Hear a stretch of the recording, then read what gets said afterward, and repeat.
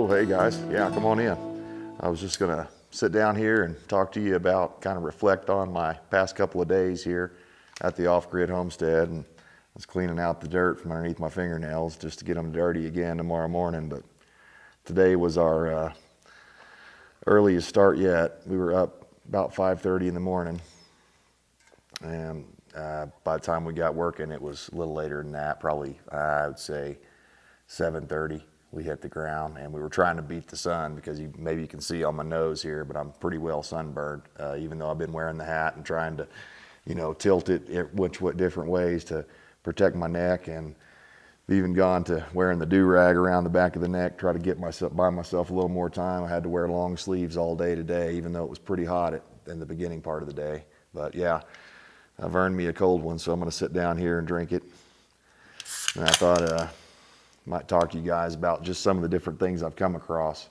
I'm kind of talking quiet because my wife is sleeping over here, and I'm trying not to disturb her. She's had a hard few days too, because we've just been working balls to the wall, man. I mean, we've just been literally up and down the ladder, up and down, and standing on the ladder for a long period of time. Of course, your foot kind of curves across it, and after a while, the arch in your foot starts hurting pretty bad. So I'm going to take a sip of this right quick.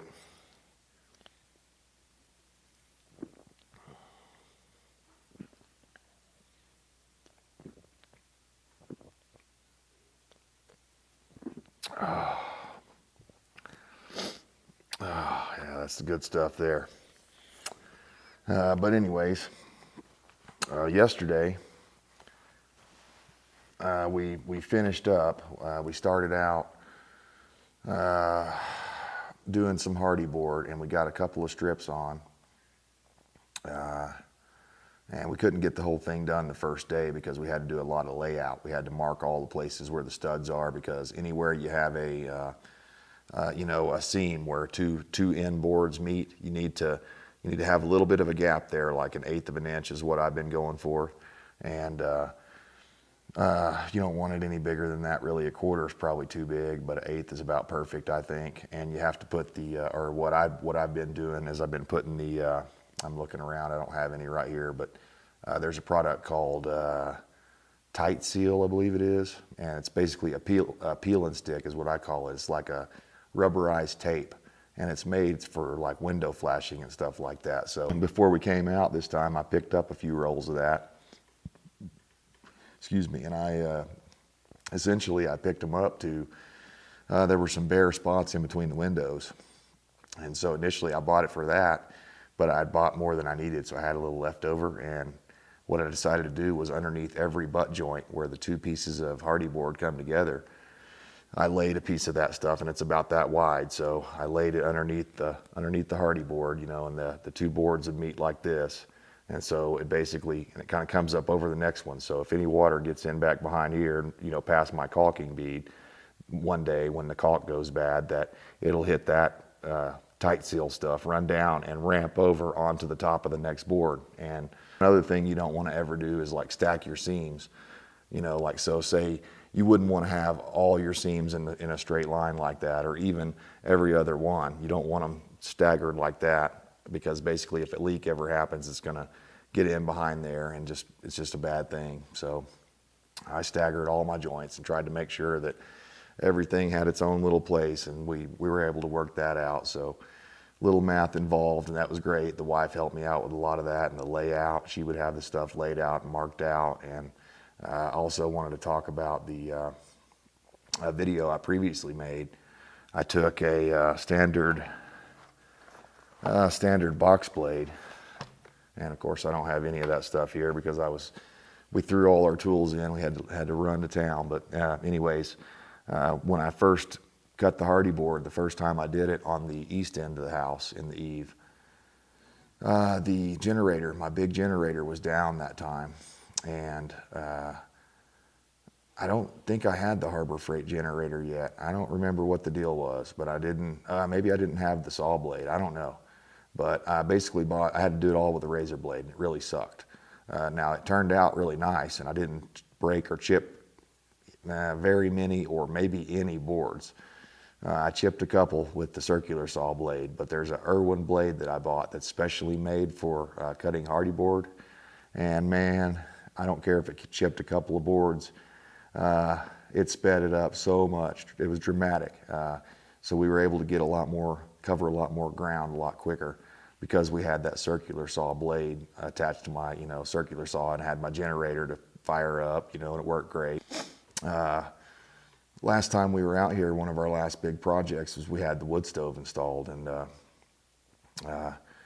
got that all set up. The pipe was already in, but we got that wood stove installed, and it's not, we don't have a hearth yet, and there's some things like that to work out, but we've got it working and a functional heater now that we didn't have before. So that's made a huge difference, because even though it's warmer here now, it's getting really cold at night, and it's nice to have that wood stove because it means I don't have to run the generator, and I can hear myself think at night, and it's so peaceful here and quiet. So it makes a lot of difference, and I don't want to disturb neighbors with running a generator all the time anyways. And I haven't used hardly any gas either. That's the nice thing, is because I'm mostly using my Harbor Freight solar panel for lighting here and the stuff that we need to do at nighttime. Of course, it has its limitations, but it's been really great. The kit that I have is just basically a single marine style battery, trolling motor battery. I know they're not the best, but it's what I have. I already had that, and I have the old style 45 watt 3-panel Harbor Freight kit, and we're running 3 lights right now off of it, and I could run 2 or 3 more as long as they're the low draw LEDs is what we're running, and they're pretty good.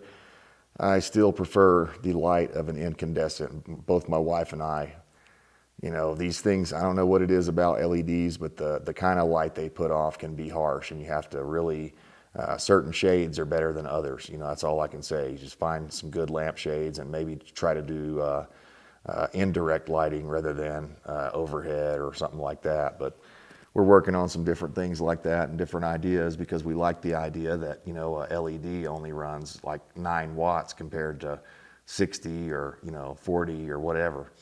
So it's a lot more efficient and a lot easier. That's one of the things you have to do off grid, is that, it's not just about how much power you can produce. It's about how little power you can use. That's a big factor.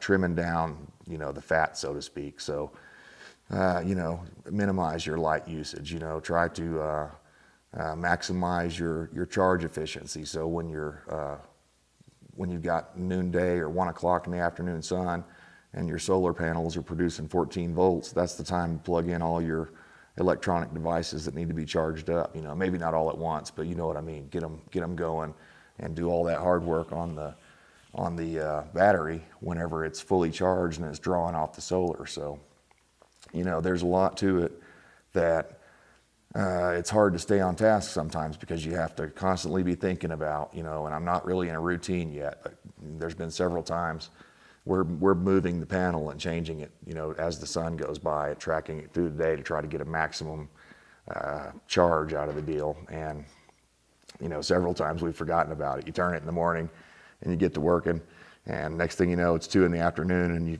you've lost a lot of solar gain because you didn't turn it.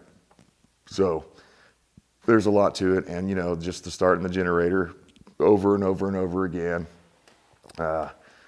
A couple of times I was thinking about it yesterday when I was making circular saw cuts, that it's probably not real great for a generator or any motor to just start it up briefly, use it for, I'm talking like maybe 2 minutes I was running it with the circular saw, but I needed to make these cuts, and we were having to piece them in one at a time and be careful with it to make sure we didn't, screw up too many pieces.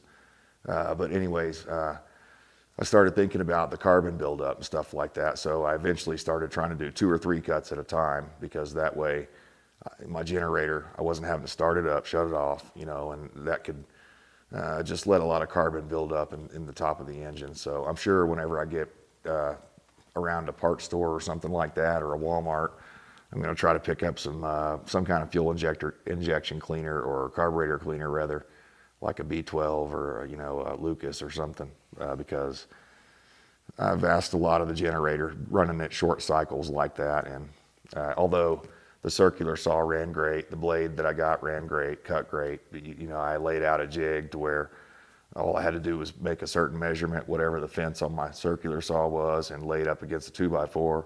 And kind of funny, not really funny deal was that, you know, I've got a big shop back in the other state where my original homestead is, and of course all my tools are there always. You know, I always get out here and I'm like, I forgot that, or I forgot this, and it's far enough away that it's a nuisance.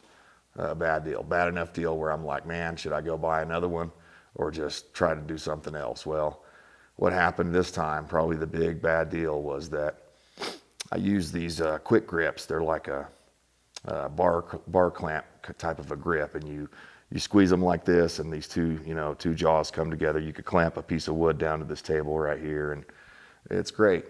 They're quick. You don't have to mess around with the C-clamp and twisting the thing over and over again.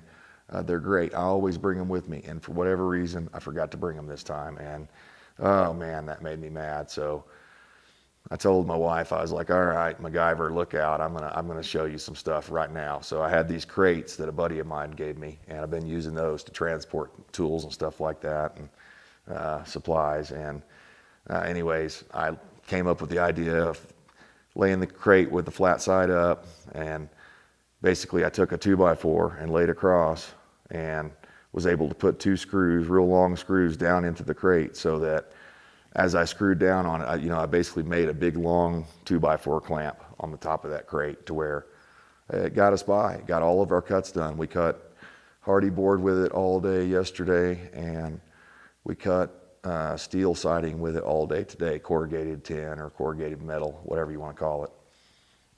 And throughout the video, I'll insert some different pictures here of showing you what we're talking about. But yeah, it's been a demanding trip out here this time. Of course, I'm not complaining. I love every moment of it. It's a funny thing. I go to bed totally exhausted, way more so than I do at my home state, because I'm working so much harder because time is, against me here always. And it's also tougher because of the, having to run to town for showers and stuff, and and this kind of stuff. And that's one of the great things about having the wood stove going now, is that we can always keep a pot of hot water going, a nice big pot. And my wife, she's great about finding things that, and I recommend this. If you're on a tight budget, and who isn't these days, go hit the thrift store. You can find a lot of great deals there. Or the pawn shops, if you prefer that kind of stuff, or Craigslist or whatever. You don't have to have everything brand new. Go get some of this stuff that somebody else has bought and they decided they didn't want. And she got a great, it's probably I don't know, 6 or 8 quart, 10 quart, great big, like crock pot type of an old enamel coated, probably a cast steel pan. And the thing is just fantastic for the wood stove. We were worried that the enamel might melt off of it or something and get on the wood stove, but it's been great. Hadn't had a bit of problem. And so far, the Northern Tool, I can't remember the manufacturer name. It says King on the front of it, but U.S. Stoves, I think it is. Of course, it's not made in the U.S., but either way, it's been pretty impressive. It's got a couple of issues that I don't like, but maybe I'll do another video about that in the future if you guys are interested in that. But yeah, I just want to tell you about how hard we've been kicking it out here, man. I mean, swinging hammer, running my drills. In fact, I told my wife yesterday it was the first time ever I have run my Porter cable drill battery dead. And I mean, I've used them hard, but yesterday I wore out a couple of these on the Hardie Board, and I needed to do the overlap, on the blind nail. You have to have the nail on the piece that's down below it. So let's say this is the top edge here. You have to have the nail flush, or else this next piece will stick out and it won't look good.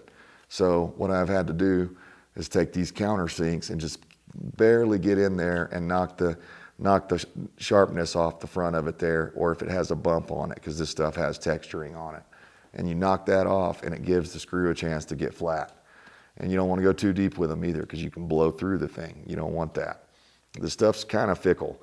It's kind of a pain to mess with. It's not nearly as easy or quick to put on as the steel, that's for darn sure.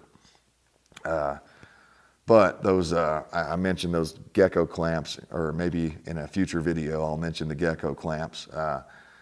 But they were great to help speed the process up, but still, everything about the Hardie board is kind of a pain. You know, you really need two people to move a piece around, because it's so floppy and wobbly that if you got any wind at all, forget about it. And even with two people, you're probably going to break some pieces, you know, because they're just, I don't know. They seem pretty rigid, but then yesterday we were just about to finish. It was getting dark, and I was putting the last triangular piece in, and I put a nail in the corner, and it was just a little bit bouncy. I was trying to hold it. I was at the top of the ladder, and I put the nail in the corner, and wouldn't you know, I missed. Actually, I think my nail hit another nail or a screw inside the wall, and so my hammer hit the nail, but it bounced off and hit the side of the corner of the board, and it cracked the last board, and we were like, oh. And my wife, she knew I was mad. She was trying to get me to just come in, and I was like, no, I will not come in until this last board is up, you know, and I got it up finally. But on the other corner, I hit another nail or something hard, you know, and I couldn't get it to go through. And I was like, oh my God. So I stopped, and I just left one nail, like, you know, sticking out that far. And I was supposed to go get it today, but we ended up doing steel all day long. So my preference from the two, whether I had to choose barn tin or Hardie board, as far as which is easier to put up, hands down the steel. Even though it's a little bit finicky when you have to cut around windows and stuff like that, it's still a lot easier to figure out, because a lot of it is just holding the piece up there and marking and cutting, you know, and so it's not really that big a deal. But the Hardie board, being the brittle material, it is kind of a big deal, because you can have a perfect piece and take it up the ladder and hit the corner and chip the whole thing off, and now you've broken a whole piece. And you can use it later on if you're going up, but it's just, you know, wouldn't have been my first choice. It's great that it's fire resistant and stuff like that, but it's kind of a pain to mess with. So you might keep that in mind if you're down trying to decide which material might be best for you. My experience with it is the steel is easier to work with, and you feel like you're getting more accomplished with the steel, because I think part of it's because you're going left to right, and you can kind of, when you get to a halfway point, you can kind of see, okay, yeah, that's what it's going to look like at the end. And it's harder to do that when you're stacking up, because you can't see the whole picture until you finally hit the end, you know. And maybe that's what it is, but it seems like to me the steel goes on a lot faster and a lot easier. So anyways, I got to finish this beer up because it's nice and cooler cold, and I don't want to talk anymore, because you can hear I'm kind of dried out from when the generator's running. I have to holler at my wife, hey, get me this, you know, or whatever. And plus I've had a little bit of a sore throat for just ever since we got here, because, you know, I was already kind of coming off of a head cold. So I'm still not quite over that, and we've been busting butt and getting very little sleep. So I'm gonna chug this down. Hopefully that'll help me get a good night's rest.